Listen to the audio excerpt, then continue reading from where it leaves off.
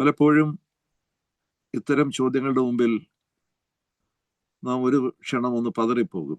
എന്ത് പറയണം, എങ്ങനെയാണ് എന്നെ ഒന്ന് പരിചയപ്പെടുത്തുന്നത് എന്ന് ചിന്തിച്ച് ഒരു നിമിഷമെങ്കിലും നാം ഒന്ന് വ്യാകുലപ്പെടും.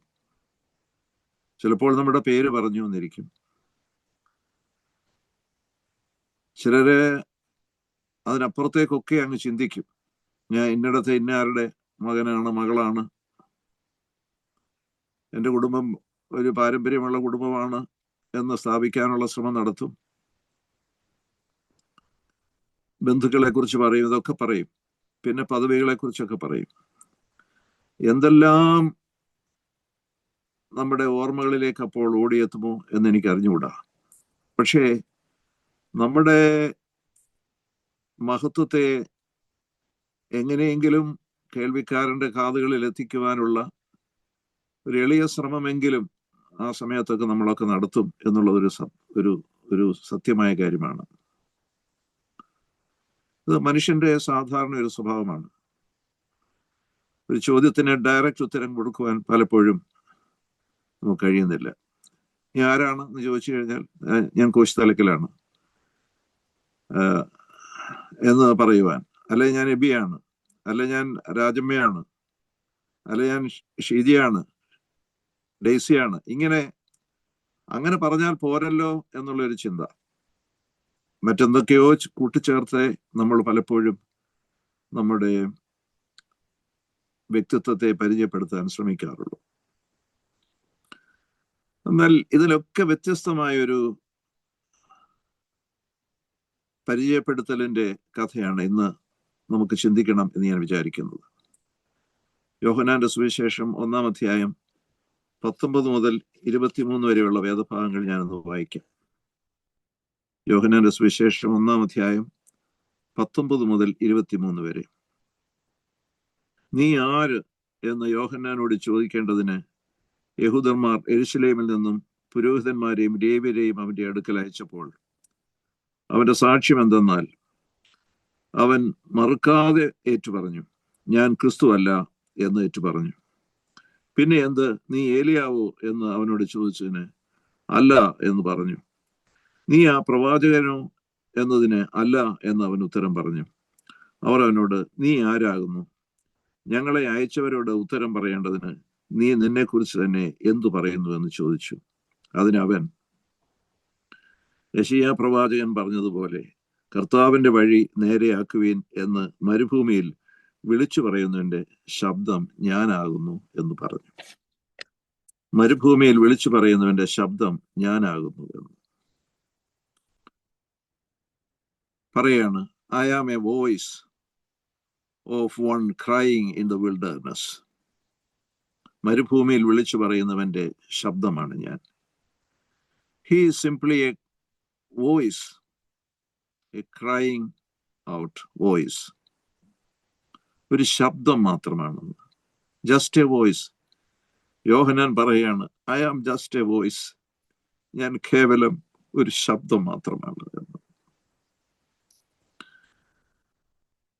ക്രിസ്തീയ വിശ്വാസികളായ നമുക്ക്, പ്രത്യേകിച്ച് വചനമൊക്കെ സംസാരിച്ചുകൊണ്ട് നടക്കുന്ന എന്നെ പോലെയുള്ളവരോട് ആരെങ്കിലും ചോദിച്ചാൽ ഇങ്ങനെ ഒരു ഉത്തരം പറയാൻ എനിക്ക് പറ്റുമോ?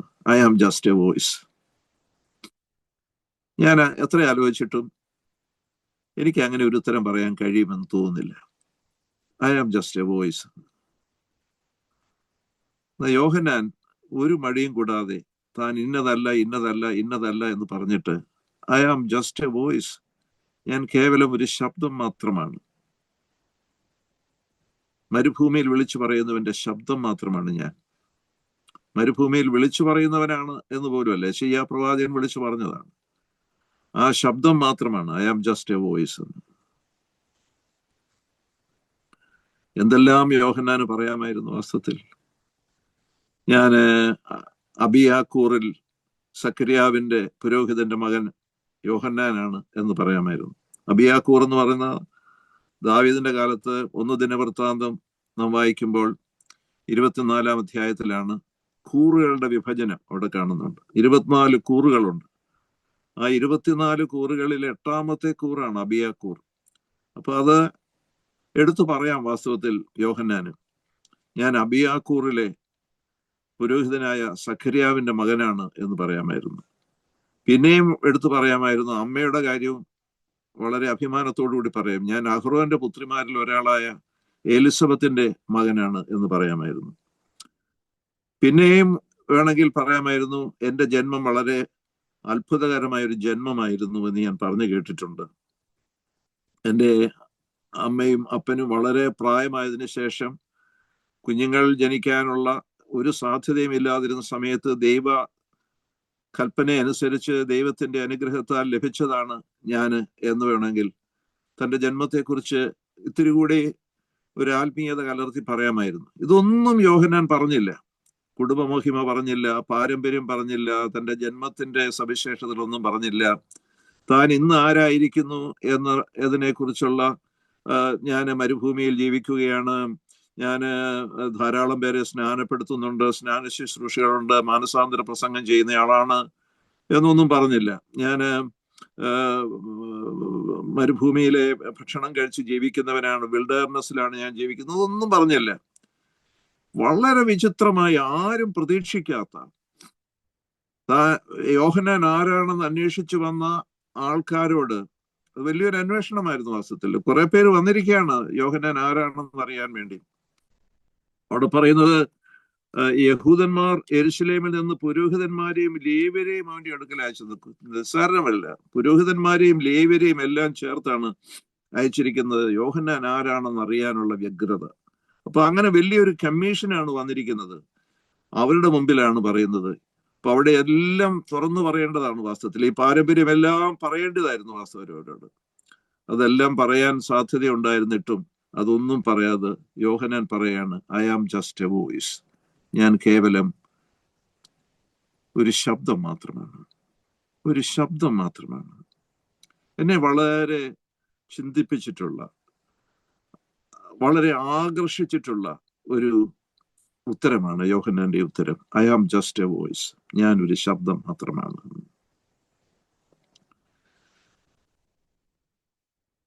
എന്തല്ല എന്ന് പറയുവാൻ യോഹന്നാൻ, നീ ക്രിസ്തുവാണോ? അല്ല. ഏലിയാവാണോ? അല്ല. നീ ആ പ്രവാചകനാണോ? അല്ല. വെളിച്ചത്തിന് സാക്ഷ്യം പറയാമെന്ന കേവലം ഒരു ശബ്ദം മാത്രമാണ് ഞാൻ. ദൈവത്തിന് സ്തോത്രം.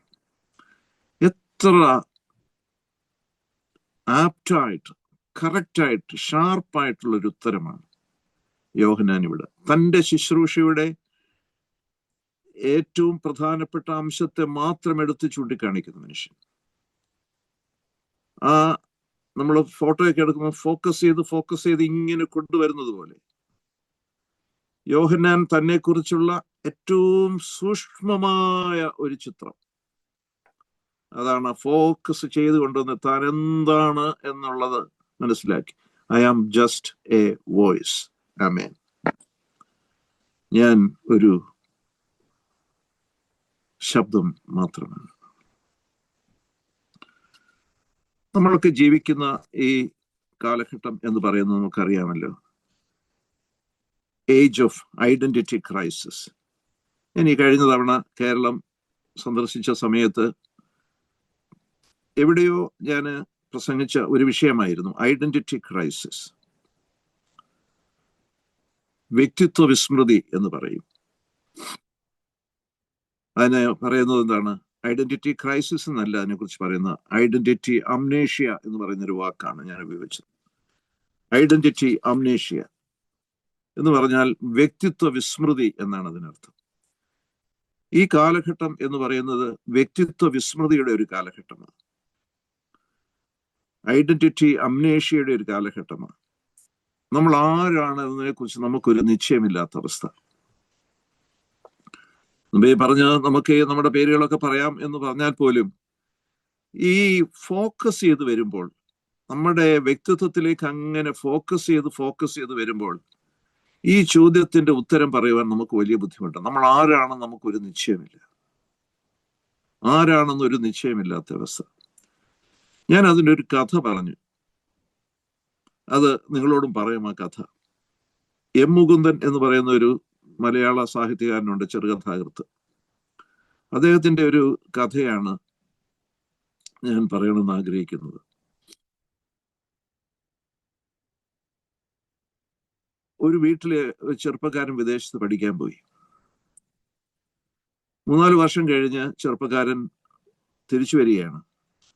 വലിയൊരു തറവാടാണ്. ആ തറവാട്ടിലെ കാര്യക്കാരൻ റെയിൽവേ സ്റ്റേഷനിൽ പോയി ചെറുപ്പക്കാരനെ സ്വീകരിക്കാനായി ചെന്നു. ചെറുപ്പക്കാരൻ ഇറങ്ങി വന്നിടനെ ഈ കാര്യക്കാരൻ നാണുനായർ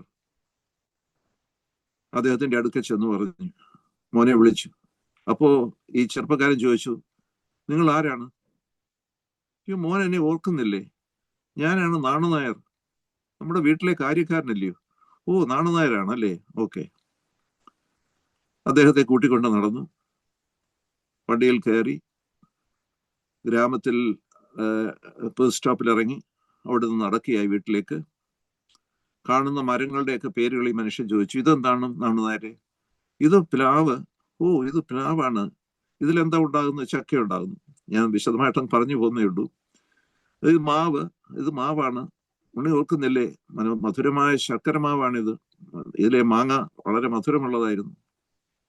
ഇങ്ങനെ പറഞ്ഞു പറഞ്ഞു പറഞ്ഞ് വന്ന് വീടിന്റെ നട വന്നിട്ടും ഈ ചെറുപ്പക്കാരൻ മുമ്പോട്ട് നടന്നപ്പോൾ നാണുനായർ പറഞ്ഞു, മോനെ, ഇതാണ് നമ്മുടെ വീട്. ഉണ്ണി, ഇതാണ് നമ്മുടെ വീട് എന്ന് പറഞ്ഞു. ഓ, ഇതാണോ നമ്മുടെ വീട് എന്ന് ചോദിച്ച് ഉണ്ണി വീട്ടിന്റെ നട കയറി ചെന്നപ്പോൾ മുൻ കോലായിൽ ഒരു പ്രായമുള്ള മനുഷ്യൻ ഒരു ചാരുകസേരയിൽ കിടക്കുന്നു. ഉണ്ണി നാണുനായരെ നോക്കി ചോദിച്ചു, ഇതാരാണ് നാണുനായരെ? ഇത് ഉണ്ണിയുടെ അച്ഛനാണ്. ഓ, എന്റെ അച്ഛനാണ് ഇതല്ലേ? അച്ഛാ, നമസ്കാരം. അത് കഴിഞ്ഞ് അകത്തോട്ട് കയറി. അപ്പോൾ ഒരു സ്ത്രീ, പ്രായമുള്ള സ്ത്രീ നിൽക്കുന്നു. നാണുനായരോട് ചോദിച്ചു, നാണുനായരെ, ഇതാണ് ആരാണ്? ഇത് ഉണ്ണിയുടെ അമ്മയല്ലേ? ഉണ്ണി മറന്നുപോയി, ഇത് ഉണ്ണിയുടെ അമ്മയാണ്. ഓ, അമ്മയാണോ? അമ്മയെ നമസ്കാരം. അങ്ങനെ നോക്കുമ്പോൾ അകത്തെ വാതിലിന്റെ ഒരു പാതി മറിഞ്ഞ് ഒരു സ്ത്രീയുടെ രൂപം കണ്ണുകൊണ്ട് ആവേശത്തോട് നോക്കിക്കൊണ്ട് നിൽക്കുന്നു. നാണുനായരോട് ചോദിച്ചു, നാണുനായരെ, ഇതാരാണ്? യോ ഉണ്ണി, ഇത് ഉണ്ണിയുടെ വേളിയാണ്, ഭാര്യയാണ്. ഓ, എന്റെ ഭാര്യയാണല്ലേ? അപ്പോൾ അച്ഛൻ പറഞ്ഞു, യാത്രാക്ഷീണം ഉണ്ടാവും, ഒന്ന് കുളിച്ച് ഭക്ഷണം കഴിഞ്ഞൊന്ന് ഉറങ്ങി വരട്ടെ, അപ്പോഴേക്കെല്ലാം ശരിയാവും എന്ന് പറഞ്ഞു. ഉണ്ണി കുളിക്കാൻ പോയി, ഭക്ഷണം കഴിഞ്ഞു കിടന്നുറങ്ങി. ഉറങ്ങി കഴിഞ്ഞ് എഴുന്നേറ്റപ്പോൾ വാതിൽക്ക് വന്നപ്പോൾ നോക്കിയപ്പോൾ നാണുനായർ നടന്നു പോകുന്നത് കണ്ടു. അപ്പോൾ ഉണ്ണി കൈകൊട്ടി വിളിച്ചു പറഞ്ഞു, നാണുനായരെ, അവിടെ നിന്ന് നിൽക്കൂ. നിങ്ങൾ എൻ്റെ അച്ഛനെ എനിക്ക് പരിചയപ്പെടുത്തി തന്നു, എൻ്റെ അമ്മയെ എനിക്ക് പരിചയപ്പെടുത്തി തന്നു, എൻ്റെ ഭാര്യയെ എനിക്ക് പരിചയപ്പെടുത്തി തന്നു. പക്ഷെ ഞാൻ ആരാണ് നാണുനായരെ? എന്നോടത് പറഞ്ഞില്ലല്ലോ. ഞാൻ ആരാണ് നാണുനായരെ? കഥ അവിടെ അവസാനിക്കും. ഇത് മനുഷ്യ ജീവിതത്തിന്റെ ഒരു പ്രഹേളികയെ നിൽക്കുകയാണ്. സ്വയം അറിയാത്ത മനുഷ്യൻ, താൻ ആരാണ്, തൻ്റെ വ്യക്തിത്വം എന്താണ്, തൻ്റെ ജീവിതത്തിന്റെ ഉദ്ദേശം എന്താണ്, ഇതൊന്നും തിരിച്ചറിയാത്ത മനുഷ്യൻ, തന്നെ കുറിച്ചൊന്നും അറിയാത്ത മനുഷ്യൻ. അതാണ് വ്യക്തിത്വ വിസ്മൃതി എന്ന് പറയുന്നത്. ഇത് ഐഡന്റിറ്റി അംനേഷ്യ. ഇത്തരമൊരു അംനേഷ്യയിൽ ജീവിക്കുന്നവരാണ് നമ്മളൊക്കെ. നമ്മളുടെ യഥാർത്ഥ എക്സിസ്റ്റൻസ്, നമ്മുടെ യഥാർത്ഥ ഐഡന്റിറ്റി, നമ്മുടെ ജീവിതത്തിന്റെ യഥാർത്ഥ മീനിങ് ആൻഡ് എയിം, ഡെസ്റ്റിനി, ഇതൊന്നും നമുക്ക് അറിഞ്ഞുകൂടാ. വാസ്തവത്തിൽ അവിടെ എല്ലാം നാം പതറിപ്പോകും. അവിടെയാണ് യോഹന്നാന്റെ ഈ ഉത്തരം നമ്മളെ പിടിച്ചു നിർത്തുന്നത്. I am just a voice. തന്നെ പൂർണ്ണമായി തിരിച്ചറിയുന്ന ഒരു മനുഷ്യന്റെ ഉത്തരമാണ്. തന്നെ പൂർണ്ണമായി തിരിച്ചറിയുന്ന ഒരു മനുഷ്യന്റെ ഉത്തരം. I am just a voice.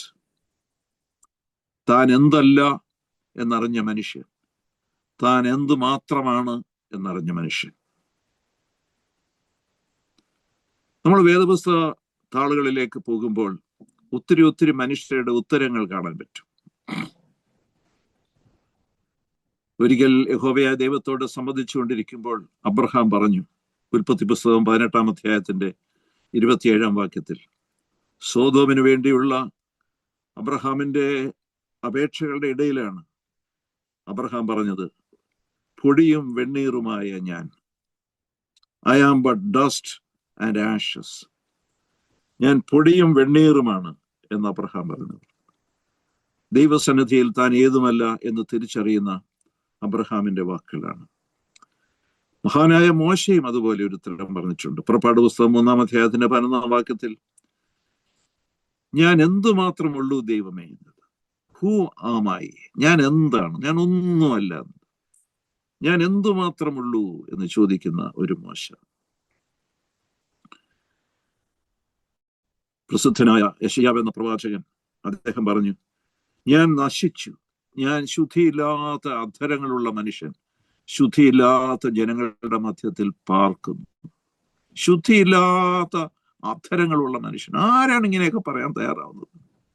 നമ്മൾ വല്ലതും പറയുമോ? നമ്മുടെ ചുണ്ടുകളിലെല്ലാം ലാവണ്യ മൊഴികളല്ലയോ എപ്പോഴും. യെശയ്യാവ് പറയാണ്, ഞാൻ ശുദ്ധിയില്ലാത്ത അധരങ്ങളുള്ള മനുഷ്യൻ, ശുദ്ധിയില്ലാത്ത അധരങ്ങളുള്ള ജനത്തിന്റെ മധ്യത്തിൽ പാർക്കുന്നു. എനിക്ക് ഏറ്റവും ഇഷ്ടമുള്ള പ്രവാചകനാണ് യിരെമ്യാ പ്രവാചകൻ. യിരെമ്യാ പ്രവാചകൻ പറഞ്ഞത്, അയ്യോ യഹോവേ, എനിക്ക് സംസാരിപ്പാൻ അറിഞ്ഞുകൂടാ, ഞാൻ ബാലനല്ലോ. എനിക്ക് സംസാരിപ്പാൻ അറിഞ്ഞുകൂടാ, ഞാൻ ബാലനല്ലോ. 13-ാമത്തെ വയസ്സിൽ പ്രവചനം തുടങ്ങിയ ആളാണ്. ഗർഭസ്ഥനായിരിക്കുമ്പോൾ തന്നെ യഹോവയായ ദൈവം ശുദ്ധീകരിച്ച് തിരഞ്ഞെടുത്തതാണ് പ്രവാചകനായി. 13-ാമത്തെ വയസ്സായപ്പോഴത്തേക്ക് അത്രയും യഹോവയായ ദൈവം കാത്തിരുന്നു. 13 വയസ്സായപ്പോഴത്തേക്ക് കാത്തിരിപ്പിന് മടുത്തു. പറഞ്ഞു, നിന്നെ ഞാൻ പ്രവാചകനാക്കുകയാണ് പറഞ്ഞു. യിരെമ്യാ പ്രവാചകനെ പ്രവാചകനാക്കി 13-ാമത്തെ വയസ്സിൽ. ആ പാവം പറയുകയാണ്, എനിക്ക് സംസാരിപ്പാൻ അറിഞ്ഞുകൂടാ, ഞാൻ ബാലനല്ലോ. ആമോസ് എന്ന് പറയുന്ന മറ്റൊരു പ്രവാചകൻ നിങ്ങൾ കേട്ടിട്ടുണ്ട്. ആമോസ് പുസ്തകത്തിന്റെ 7-ാം അധ്യായം 14-ാം വാക്യത്തിൽ ഇങ്ങനെ പറയുന്നു, ഞാൻ പ്രവാചകനല്ല, പ്രവാചക ശിഷ്യനുമല്ല, ഇടയനും കാട്ടത്തിപ്പഴം പിറക്കുന്നവനുമാണ്. അയ്യോ, ഇത്ര നിസ്സാരമായ ഇടയൻ കാട്ടത്തിപ്പഴം പിറക്കി നടക്കുന്നവനാണ്, ഞാൻ പ്രവാചകനല്ല എന്ന് പറയുന്നത്. അപ്പോസ്തലനായ പൗലോസ്, എല്ലാവരിലും പണ്ഡിതനായ മനുഷ്യൻ. വേദപുസ്തക താളുകളിൽ ഇത്രയും പണ്ഡിതനായ ഒരു മനുഷ്യനെ വേറെ കാണാൻ കഴിയത്തില്ല. In the whole gospel, the whole Bible, we cannot see such a person just like Paul. താളുകളൊന്ന് ഓർത്ത് നോക്കിക്കേ. ഇത്രയും പണ്ഡിതനായ അബ്രഹാമിനെ കുറിച്ച് ഞാൻ വായിച്ചിട്ടുള്ളത്, അബ്രഹാം ഊരിലെ വലിയ സർവകലാശാലയിലൊക്കെ പഠിച്ച മനുഷ്യനാണെന്നൊക്കെയാണ്. പക്ഷെ അബ്രഹാമിന്റെ പിന്നീടുള്ള യാത്രയിൽ നമ്മളൊന്നും ആ പഠിപ്പിന്റെ മഹത്വം ഒന്നും കാണുന്നില്ല. വലിയ യൂണിവേഴ്സിറ്റിയിലൊക്കെ പഠിച്ച മനുഷ്യനാണ് അബ്രഹാം. അപ്പൊ അബ്രഹാമിനെ പലപ്പോഴും നമ്മൾ സങ്കല്പിക്കുന്നത് പ്രായമുള്ള ഒരു മനുഷ്യൻ വടിയും കുത്തി നടക്കുന്ന ഒരു ഗ്രാമീണനായ ഒരു മനുഷ്യനെ പോലെയാണ് അബ്രഹാമിനെ പലപ്പോഴും. അപ്പൊ അബ്രഹാം വലിയ പണ്ഡിതനായ, വളരെ യൂണിവേഴ്സിറ്റി വിദ്യാഭ്യാസമൊക്കെയുള്ള ആ കാലത്തെ ഊരിലെ പ്രസിദ്ധമായ യൂണിവേഴ്സിറ്റികളിലൊക്കെ പഠിച്ച, ആ യൂണിവേഴ്സിറ്റിയിലൊക്കെ തൗസൻഡ്സ് ഓഫ് വോളിയൂംസ് ഓഫ് ബുക്കുകൾ ഉണ്ടായിരുന്നു. എല്ലാ ശാസ്ത്ര മേഖലയും, ഗണിതശാസ്ത്രം, വാനശാസ്ത്രം, ഭൂമിശാസ്ത്രം, ഭൗതിക, എല്ലാ ശാസ്ത്രങ്ങളെയും കുറിച്ചുള്ള പുസ്തകങ്ങൾ ഉണ്ടായിരുന്ന വലിയ യൂണിവേഴ്സിറ്റികളൊക്കെ ആയിരുന്നു, വലിയ ലൈബ്രറികൾ ഉണ്ടായിരുന്ന സ്ഥലമാണ് ഊര് എന്ന് പറയുന്നത്. അപ്പൊ അവിടെയൊക്കെ പഠിച്ച മനുഷ്യനാണ് അബ്രഹാം. എങ്കിലും നമ്മൾ അബ്രഹാമിനെ അങ്ങനെ ചിന്തിക്കാറില്ല.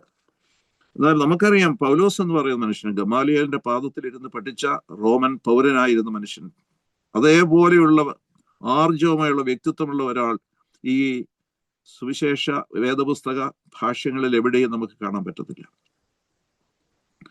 ആ മനുഷ്യൻ പറയുക, പൗലോസ് പറഞ്ഞ എന്താണ്?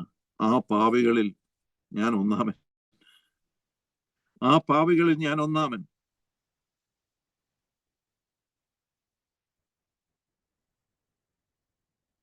ചുങ്കക്കാരൻ പറഞ്ഞു, മഹാപാപിയായ ഞാൻ. നാം ആരാണെന്ന് അറിയണം. നാം ആരാണെന്ന് നമ്മുടെ ജീവിതത്തിൽ നാം അറിഞ്ഞിരിക്കണം. അറിഞ്ഞിരിക്കുക മാത്രമല്ല, മറ്റുള്ളവരെ അറിയിക്കുവാനും നാം തയ്യാറാകണം. സ്വന്തം വ്യക്തിത്വത്തിന്റെ സാരം തിരിച്ചറിയാത്ത കുറെ ആൾക്കാരും വേദപുസ്തക ചരിത്രത്തിലുണ്ട്. ഒത്തിരി പേരുണ്ട്. അതിൽ പ്രധാനപ്പെട്ട ആളുകൾ ശൗൽ. താൻ ആരാണ്, എന്താണ്, താൻ എങ്ങനെ തെരഞ്ഞെടുക്കപ്പെട്ടവനാണ്, താൻ എങ്ങനെയാണ് രാജസ്ഥാനത്ത് എത്തിയത്, ഇതൊന്നും തിരിച്ചറിയാതെ അഹങ്കാരിയായി തീർന്നു പോയ, ദൈവത്തെ ചോദ്യം ചെയ്യുവാൻ തയ്യാറായ, പുരോഹിതന്മാരെ ചോദ്യം ചെയ്യാൻ തയ്യാറായ, അനുസരിക്കാതെ തന്നിഷ്ടം പോലെ ജീവിച്ച ഒരു മനുഷ്യനാണ് ശൗൽ. സ്വയം അറിയാതെ പോയ ഒരു മനുഷ്യൻ. ശലോമോൻ, ദാവീദിന്റെ പുത്രൻ, വലിയ ആത്മീയ ഉപദേശങ്ങളൊക്കെ പിതാവിൽ നിന്ന് ലഭിച്ചതാണ്. യെരൂശലേമിൽ ദേവാലയം പണിത ആളാണ്. പക്ഷെ എന്തോ ചെയ്യാന്, വഴിവിട്ടുപോയി. ലൈംഗിക ആസക്തി മൂലം വഴിവിട്ടുപോയ മനുഷ്യനാണ് ശലോമോൻ. വാസ്തവത്തിൽ ഗിദെയോൻ, പഴയ നിയമത്തിലെ മറ്റൊരു കഥാപാത്രം, ദൈവത്തെ മറന്നുപോയ ഒരു മനുഷ്യൻ. അവിടെയും സ്ത്രീ ബന്ധങ്ങളാണ് മനുഷ്യനെ തകർക്കുന്നത്. എന്നാൽ സ്നാപക യോഹന്നാൻ പറയുകയാണ്, I am just a voice. ഞാൻ വിളിച്ചു പറയുന്നവന്റെ ശബ്ദം മാത്രമാണെന്നാണ്. വിളിച്ചു പറയുന്നവനുമല്ല, വിളിച്ചു പറയുന്നവന്റെ ശബ്ദം മാത്രമാണ്. I am a voice.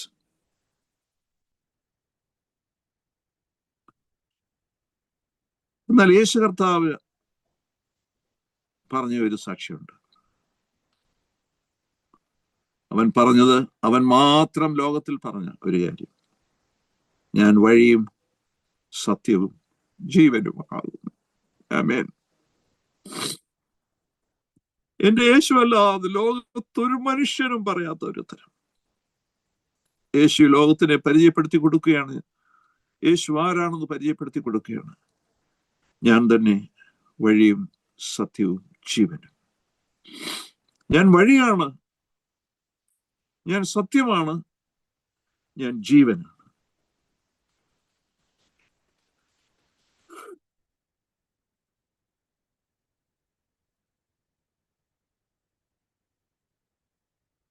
ക്രൈസ്തവ സമൂഹത്തെ ഇന്നും അസ്വസ്ഥതപ്പെടുത്തിക്കൊണ്ടിരിക്കുന്ന ഒരു തരമാണിത്. ഞാൻ നിങ്ങളോട് പറഞ്ഞിട്ടുണ്ടോ എനിക്ക് അറിഞ്ഞുകൂടാ. എൻ്റെ ഡിപ്പാർട്ട്മെന്റിലുണ്ടായിരുന്ന പ്രസിദ്ധനായ പ്രൊഫസർ വട്ടപ്പറമ്പിൽ ഗോപിനാഥ് പിള്ള എന്ന് പറയുന്ന സാർ, അനേകം ഗൈഡുകൾ എഴുതിയിട്ടുള്ള ഒരു മനുഷ്യനാണ് അദ്ദേഹം. ഒരു കാലഘട്ടത്തിൽ കോളേജിലെ ഡിഗ്രി പഠിക്കുന്ന ആൾക്കാരൊക്കെ അദ്ദേഹത്തിന്റെ ഗൈഡ് പഠിച്ചാണ് സെക്കൻഡ് ഇയറിലെ സെക്കൻഡ് പേപ്പർ മലയാളം പേപ്പറുകളൊക്കെ ജയിച്ചിട്ടുള്ളത്. അത്ര പ്രസിദ്ധനായ പണ്ഡിതനായ ഒരു മനുഷ്യനാണ് അദ്ദേഹം. എൻ്റെ ഏറ്റവും വലിയ സ്നേഹിതനാണ്. ഗോപി സാർ ഒരിക്കൽ എന്നോട് പറഞ്ഞു, എടേ ഘോഷി, നിങ്ങളുടെ വേദപുസ്തകത്തിലെ ഒരു വാക്യമുണ്ടല്ലോ, യോഹന്നാന്റെ സുവിശേഷം 14-ാം അധ്യായത്തിന്റെ 6-ാമത്തെ വാക്യം, ആ വാക്യം ഒന്ന് തിരുത്താമെങ്കിൽ പിന്നെ നമ്മൾ തമ്മിൽ യാതൊരു വ്യത്യാസമില്ല, നമ്മളെല്ലാം ഒന്നാ.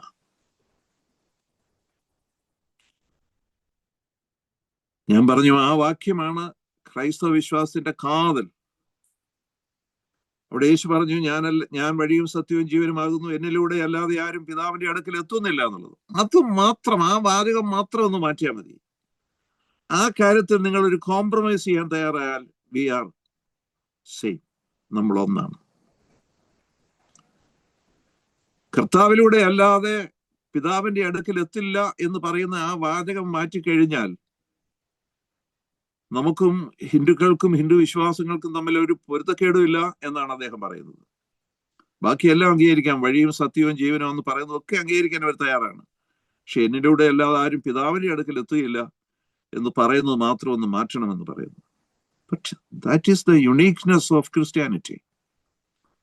ഞാൻ അദ്ദേഹത്തോട് അങ്ങനെ പറഞ്ഞു, ഇതാണ് ക്രിസ്തീയ വിശ്വാസത്തിന്റെ കാതൽ സാറേ, അത് മാറ്റുവാൻ ഞങ്ങൾക്ക് കഴിയില്ല എന്ന് പറഞ്ഞു. യേശു പറഞ്ഞു, യേശു അല്ലാതെ ആരും പറഞ്ഞില്ല, ഞാൻ തന്നെ വഴിയും സത്യവും ജീവനുമാകുന്നു. പ്രിയപ്പെട്ട സഹോദരങ്ങളെ, നമുക്ക് ഈ യോഹന്നാൻ സ്നാപകനെ പോലെ നമ്മുടെ വ്യക്തിത്വത്തെ കുറിച്ച് വ്യക്തമായൊരു അവബോധമുണ്ട്. ഞാൻ ആരാണെന്ന് പറഞ്ഞു. മറ്റുള്ളവരുടെ മുമ്പിൽ എന്നെ ഒന്ന് വെളിപ്പെടുത്തുവാൻ. ഞാൻ എൻ്റെ പേര് പറഞ്ഞാൽ പലപ്പോഴും അപരിചിതരായ ആൾക്കാരോട് പറയാറുണ്ട്, ഐ ആം ആൻ ഇവാഞ്ചലിസ്റ്റ്, ഞാനൊരു സുവിശേഷകനാണ്. അതിൻ്റെ ഒരു അഭിമാനമായി ഞാൻ ഇന്ന് കണക്കാക്കുന്നത് കൊണ്ടാണ് പറയുന്നത്. സുവിശേഷ വേലക്കാരനാണെന്ന് പറയുന്നതിൽ ഞാൻ അഭിമാനിക്കുന്നുണ്ട്. വാസ്തവത്തിൽ ആദ്യ കാലഘട്ടത്തിൽ, രക്ഷിക്കപ്പെട്ട ആദ്യകാലങ്ങളിലൊക്കെ എനിക്കതൊരു പറയാൻ ഒരു മടിയായിരുന്നു, ഒരു ലജ്ജയായിരുന്നു. കാരണം രാഷ്ട്രീയ പ്രവർത്തകനായി പലരുടെയും മുമ്പിൽ നല്ല പേര് ആർജിച്ചുകൊണ്ടിരുന്ന ഒരു കാലഘട്ടത്തിൽ മാനസാന്തരപ്പെട്ടു വന്നപ്പോൾ ഞാൻ കർത്താവിൻ്റെ മകനാണ്, ഞാനൊരു സുവിശേഷകനായി മാറിയിരിക്കുന്നു എന്ന് പറയാൻ എനിക്കൊരു ലജ്ജയുണ്ടായിരുന്നു. വാസ്തവത്തിൽ അത് ആ ആദ്യ കാലഘട്ടത്തിലെ ഒരു ലജ്ജയായിരുന്നു. വാസ്തവത്തിൽ അത് മാറ്റിയെടുക്കുവാൻ എൻ്റെ കർത്താവ് എന്നെ സഹായിച്ചു. ഇന്ന് അഭിമാനപൂർവ്വം പറയുവാൻ എനിക്ക് കഴിയും, ഞാനൊരു സുവിശേഷകനാണ്, എൻ്റെ കർത്താവിൻ്റെ സാക്ഷിയാണ് എന്ന് പറയുവാൻ എനിക്കൊരു മടിയില്ല. കർത്താവിൻ്റെ ശബ്ദമാകുവാൻ നമുക്ക് കഴിയണം.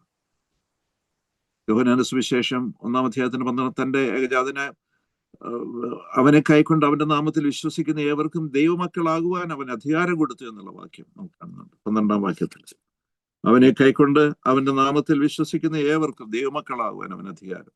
യോഹന്നാൻ 1:12. We have been given the power to become the child of God. നമുക്ക് you have been given the power to become the child of God. ദൈവത്തിന്റെ പൈതലായി തീരുവാൻ നിനക്ക് അവകാശം. എനിക്ക് ആ പ്രയോഗം വലിയ ഇഷ്ടമാണ്. You have been given the power, the rights, അധികാരം, അവകാശം തന്നിരിക്കുന്നു എന്നുള്ളതാണ്. ആരുടെയും സൗജന്യമല്ല, നമുക്ക് തന്നെ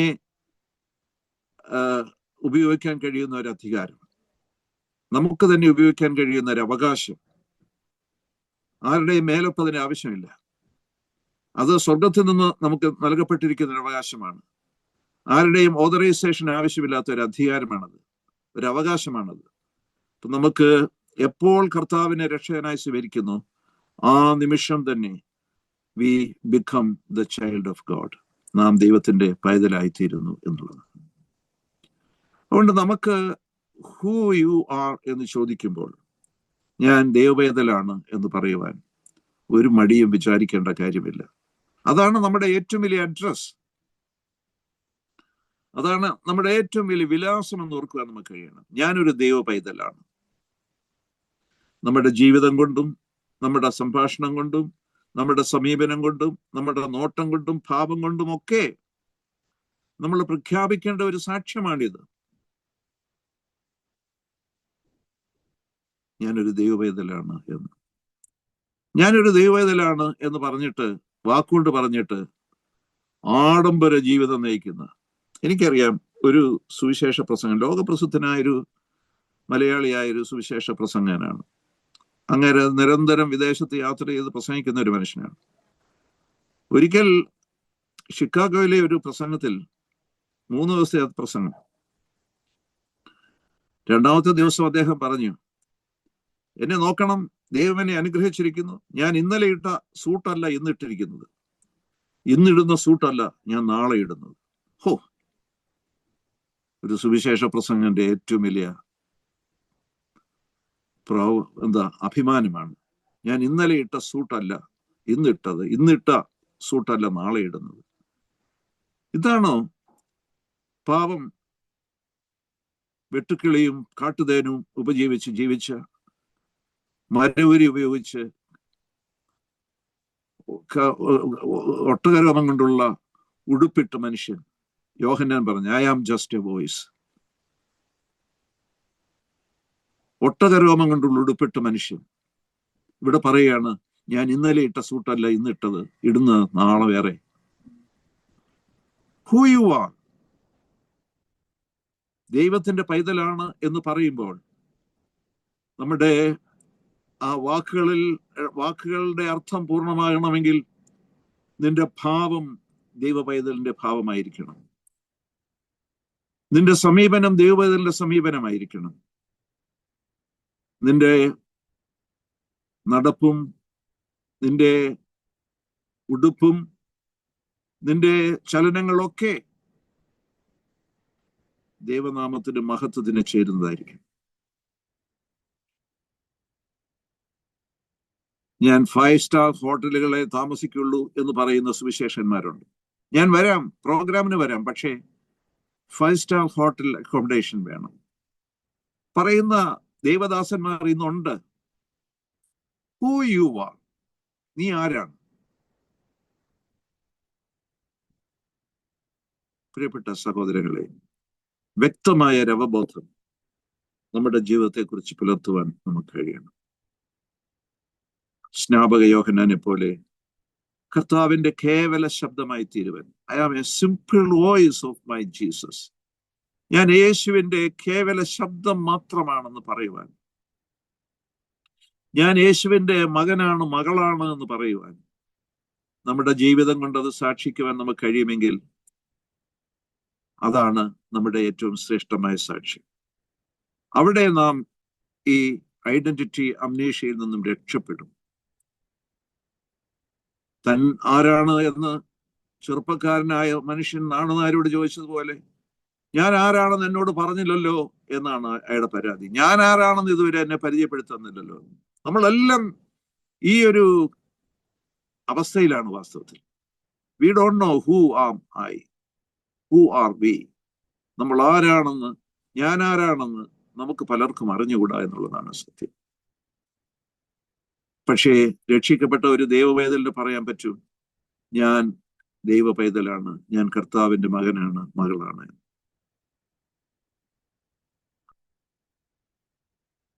2 കൊരിന്ത്യർ 3-ാം അധ്യായം 3-ാം വാക്യത്തിൽ അപ്പോസ്തലൻ പൗലോസ് പറയുന്ന ഒരു സാക്ഷ്യമുണ്ട്. You are the letter from Christ. നിങ്ങൾ കർത്താവിന്റെ സാക്ഷ്യപത്രങ്ങളാണ്. കർത്താവിന്റെ പത്രങ്ങളാണ് നിങ്ങൾ. You are letter from Christ. കർത്താവിന്റെ പത്രങ്ങളാണ് നിങ്ങൾ.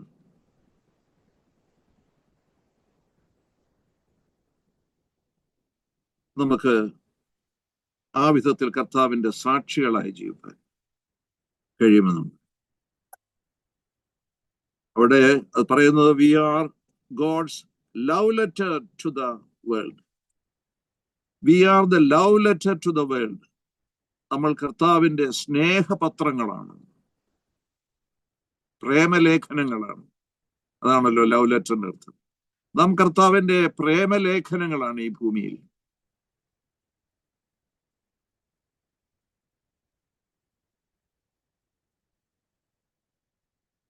നമുക്ക് കർത്താവിന്റെ പ്രേമലേഖനങ്ങളായി ഈ ഭൂമിയിൽ ജീവിക്കാൻ കഴിയും.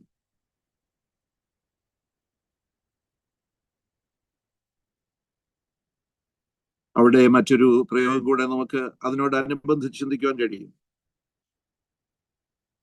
ഈ പുറപ്പാട് പുസ്തകത്തിൽ നാം വായിക്കുമ്പോൾ അവിടെ ഇൻസെൻസ് ഉപയോഗിക്കുന്നത് കുന്തിരുക്കവും മറ്റും ഉപയോഗിച്ചിരുന്നു. അത് ദൈവ സാന്നിധ്യത്തെ ബോധ്യപ്പെടുത്തുന്നതിനുള്ള ഒരു മാർഗമാണത്. നമ്മുടെ ഓർത്തഡോക്സ് ദേവാലയങ്ങളിലുമൊക്കെ കുന്തിരുക്കം, മർത്തമ ദേവാലയങ്ങളിലൊക്കെ കുന്തിരുക്കം എന്താണ് അതിന്റെ അർത്ഥം? ചുമ്മാ അന്തരീക്ഷം ഒന്ന് വിശുദ്ധീകരിക്കാൻ മാത്രമാണ്? അല്ല, ദൈവ സാന്നിധ്യത്തിന്റെ പ്രതീകമായിട്ടാണ്. ദൈവം അവിടെ വ്യാപരിക്കുന്നു, ദൈവ സാന്നിധ്യം വ്യാപരിക്കുന്നു അന്തരീക്ഷത്തിൽ, ദേവാലയത്തിൽ എന്ന് ഉള്ളതിന്റെ ഒരു സിംബോളിക് എക്സ്പ്രഷനാണ് വാസ്തവത്തിൽ കുന്തിരുക്കം പുകയ്ക്കുക എന്ന് പറയുന്നത്. ഇപ്പോഴത്തെ സഭയിൽ വാസ്തവത്തിൽ അതിന്റെ ആവശ്യമില്ല. കാരണം വിശ്വാസികളെ സെന്റായിട്ട്, അരോമയായിട്ട് അപ്പോസ്തലൻ പൗലോസ് തന്നെ വിശേഷിപ്പിച്ചിട്ടുണ്ട്. നമ്മളൊരു അരോമയാണ്, പ്ലീസിങ് അരോമ. മറ്റുള്ളവരെ സംതൃപ്തരാക്കുന്ന, ആഹ്ലാദിപ്പിക്കുന്ന ഒരു പ്ലീസിങ് അരോമയായിട്ട്.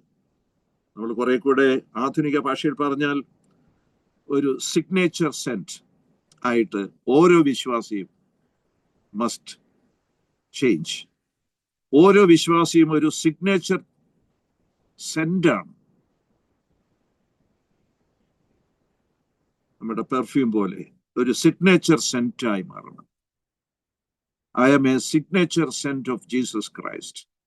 ഞാൻ യേശുവിൻ്റെ ഒരു അരോമയാണ്, ആഹ്ലാദിപ്പിക്കുന്ന, ആനന്ദം പകരുന്ന ഒരു ഒരു വാസനയാണ് എന്ന് പറയുവാൻ. I am a love letter from God, ദൈവത്തിൽ നിന്നുള്ള ഒരു പ്രേമലേഖനമാണ് ഞാനെന്ന് പറയുവാൻ. I am a letter from Christ, ക്രിസ്തുവിന്റെ സാക്ഷ്യപത്രങ്ങളാണ് ഞാനെന്ന് പറയുവാൻ നമുക്ക് കഴിയും. ഏത് രീതിയിലാണെങ്കിലും കർത്താവിനോട് ബന്ധപ്പെട്ട് നമ്മളെ വിശേഷിപ്പിക്കുവാൻ, അവതരിപ്പിക്കുവാൻ നമുക്ക് കഴിയുന്നിടത്താണ് നമ്മുടെ വ്യക്തിത്വത്തെ പൂർണ്ണമായി നാം ഉൾക്കൊള്ളുന്നത്. ദൈവമക്കൾ കർത്താവിന്റെ ശബ്ദമാവണം. ദൈവമക്കൾ കർത്താവിന്റെ ശബ്ദമാകുന്നില്ലെങ്കിൽ അവരുടെ ജീവിത അവസ്ഥ വളരെ കഷ്ടമാണ്. ഞാൻ എൻ്റെ കർത്താവിനെ രക്ഷകനായി സ്വീകരിച്ചു, പക്ഷെ എനിക്ക് സാക്ഷി പറയാൻ കഴിയുന്നില്ല. ചിലരുടെ ഏറ്റവും വലിയൊരു പരാതി ഇതാണ്: ഞാൻ കർത്താവിന്റെ മകളൊക്കെയാ, ഞാൻ രക്ഷിക്കപ്പെട്ടതൊക്കെയാ, പക്ഷെ ഞാൻ ഇതുവരെ ഒരു സാക്ഷി പറഞ്ഞിട്ടില്ല.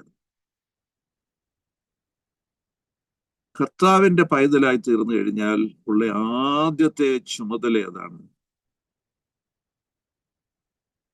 നീ നിന്റെ സാക്ഷ്യം പറയണം, നീ ആരാണെന്ന് വെളിപ്പെടുത്തണം. ആ സമൂഹത്തിൽ ഞാൻ കർത്താവിന്റെ മകനാണ്, മകളാണെന്ന് പറയുവാൻ നമുക്ക് കഴിയണം. കൃപയാൽ ഞാൻ രക്ഷിക്കപ്പെട്ടിരിക്കുന്നു, ഞാൻ കർത്താവിന്റെ പൈതലാണ് എന്ന് 2 വാചകം പറയുന്നത് വലിയ പ്രയാസമുള്ള കാര്യമൊന്നുമല്ല. രക്ഷിക്കപ്പെട്ട ദൈവവേദലാണെങ്കിൽ പറയാം, കൃപയാൽ ഞാൻ രക്ഷിക്കപ്പെട്ടിരിക്കുന്നു, ഞാൻ കർത്താവിന്റെ പൈതലാണ്, കർത്താവിന്റെ മകളാണ്, മകനാണ്, അല്ലെങ്കിൽ കർത്താവിന്റെ ദാസിയാണ്, ദാസനാണെന്ന് പറയുവാൻ നമ്മളെപ്പോഴും ഒരുക്കമുള്ളവരായിരിക്കും. അങ്ങനെയെങ്കിലും I am just a voice എന്നുള്ള യോഹന്നാന്റെ സാക്ഷ്യത്തിന് അടുത്തു നിൽക്കുവാൻ നമുക്ക് കഴിയുന്നുണ്ട്. ദൈവമക്കൾ കർത്താവിന്റെ ശബ്ദമായി തീരണം എന്നുള്ളതാണ് ഈ ഭാഗത്തൂടെ കർത്താവ് നമ്മളോട് ഓർമ്മിപ്പിക്കുന്ന ഒരു കാര്യം. നമ്മൾ ശബ്ദിക്കണം. മറ്റൊരു കാര്യം കൂടെ പറഞ്ഞാൽ, വി മസ്റ്റ് ക്രൈ ഔട്ട്. നമ്മൾ ഉച്ചത്തിൽ പറയണം. എന്തൊക്കെ പറയണം? We must cry out against injustice, അനീതിക്കെതിരെ നാം ശബ്ദിക്കണം. We must cry out against violence, വയലൻസിനെതിരെ, ഭീകരതയ്ക്കെതിരെ നമ്മൾ ശബ്ദിക്കണം.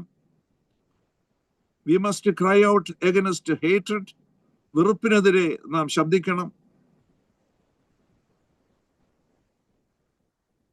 We must cry out against unbelief, അവിശ്വാസത്തിനെതിരെ നാം ശബ്ദിക്കണം. നമ്മുടെ ശബ്ദം നിരാശയിലുള്ള ശബ്ദമല്ല. Cry out not in despair, നിരാശയിലുള്ള നിലവിളിയല്ല. യേശു കർത്താവ് ക്രൂശിൽ കിടന്നുകൊണ്ട് ഇറ്റ് ഈസ് ഫിനിഷ്ഡ് എന്ന് ഉച്ചത്തിൽ വിളിച്ചു പറഞ്ഞപ്പോൾ, it was not a cry out of despair, നിരാശയിൽ നിന്നുള്ള ഒരു വിളിയല്ലായിരുന്നു അത്. It was a cry out of victory, വിജയത്തിൽ നിന്നുള്ള ഒരു നിലവിളിയായിരുന്നു. So we must cry out not in despair, we must cry out in hope. പ്രത്യാശയിലുള്ള ഒരു ആഹ്വാനമായിരിക്കണം എന്നുള്ളത് നടത്തേണ്ടത്. ക്രൈ ഔട്ട് എന്ന് പറയുമ്പോൾ ആഹ്വാനം എന്ന് മലയാളത്തിൽ പറയാം. Cry out against injustice, cry out against violence, cry out against hatred, cry out against unbelief. This cry is not in despair, നിരാശയിലുള്ള നിലവിളിയല്ല ഇത്. But we cry out for hope, പ്രത്യാശയ്ക്ക് വേണ്ടിയുള്ള നിലവിളിയായിരിക്കും. അതുകൊണ്ട് ഈ സന്ധ്യായാമത്തിൽ നിങ്ങൾ, പ്രിയപ്പെട്ട കുഞ്ഞുങ്ങളെ, ഈ വചനം കേൾക്കുന്ന ഓരോരുത്തരുമേ, നമുക്കിങ്ങനെ തീരുമാനിക്കാൻ: I am a voice, I am a fragrance for Christ, I am a signature scent of Jesus Christ എന്ന് പറയുന്നത്. കർത്താവിന്റെ സുഗന്ധമാണ് ഞാനെന്ന്, കർത്താവിന്റെ പ്രേമലേഖനമാണ് ഞാനെന്ന്, കർത്താവിന്റെ ശബ്ദമാണ് ഞാനെന്ന് നമുക്ക് സാക്ഷിക്കുവാൻ കഴിഞ്ഞാൽ, അതാണ് എന്നെക്കുറിച്ച്, നിങ്ങളെക്കുറിച്ച് എൻ്റെ കർത്താവ് ആഗ്രഹിക്കുന്ന ഏറ്റവും വലിയ സാക്ഷ്യം. നമുക്ക് ഈ കാലഘട്ടത്തിൽ മനുഷ്യജീവിതത്തെ ഏറ്റവും ഭയങ്കരമായി നേരിടുന്ന ഈ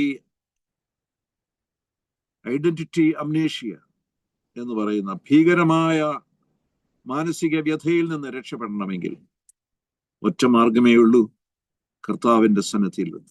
ഞാൻ തന്നെ വഴി, ഞാൻ തന്നെ സത്യം, ഞാൻ തന്നെ ജീവൻ എന്ന് പറഞ്ഞ കർത്താവിന്റെ സന്നിധിയിൽ വന്ന് അവനെ കർത്താവിന്റെ രക്ഷിതാവുമായി സ്വീകരിച്ചു കഴിയുമ്പോൾ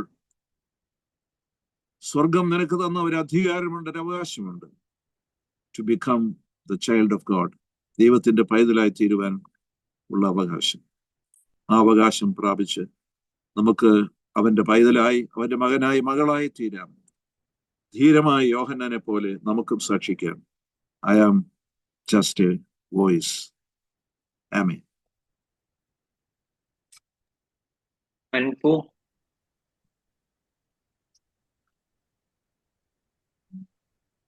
ദൈവപിതാവേ, എന്നോട് താതന്നേ, ദൂതന്മാരാ പകൽ വാഴ്ത്തിടുന്നു.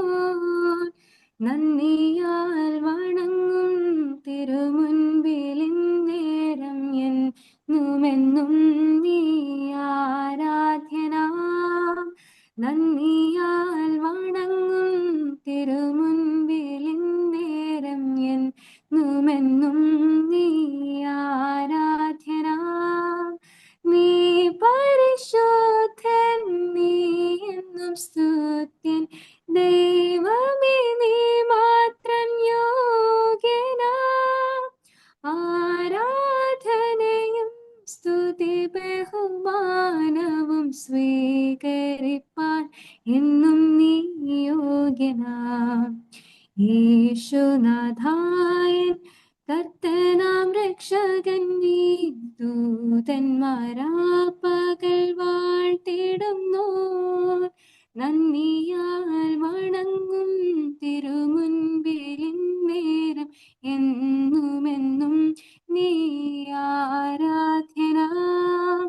നന്ദിയാൽ വണങ്ങും തിരുമുൻപിൽ നേരം എന്നുമെന്നും നീ ആരാധ്യനാം. നീ പരിശുദ്ധൻ, നീ എന്നും സ്തുത്യൻ. ദൈവമേ, നീ മാത്രം യോഗ്യനാം.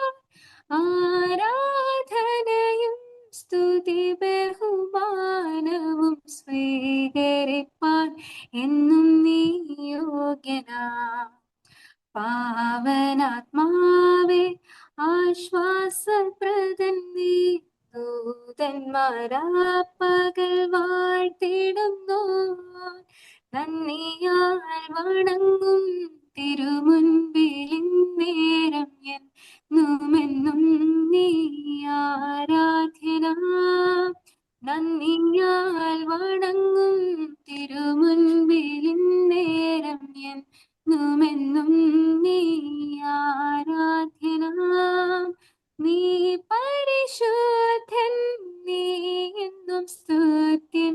ദൈവമേ, നീ മാത്രം യോഗ്യനാം. ആരാധനയും സ്തുതി ബഹുമാനവും സ്വീകരിപ്പാൻ എന്നും നീ യോഗ്യനാം. ആരാധനയും സ്തുതി ബഹുമാനവും സ്വീകരിപ്പാൻ എന്നും നീ യോഗ്യനാം. നമ്മുടെ കർത്താവായ യേശുക്രിസ്തുവിന്റെ കൃപയും പിതാവായ ദൈവത്തിന്റെ സ്നേഹവും ആശ്വസിപ്പിച്ച് വഴി നടത്തുന്ന പരിശുദ്ധ ആത്മാവിന്റെ നിരന്തര സംസർഗവും കാവലും നാം എല്ലാവരോടും കൂടെ, നമ്മൾ കേട്ട വചനത്തോടും നമ്മുടെ പ്രിയപ്പെട്ട എല്ലാവരോടും കൂടെ ഇപ്പോഴും നീക്കും കാലാവസാനം കൂടാതെ ഉണ്ടായിരിക്കുമാറാകട്ടെ. ആമേൻ.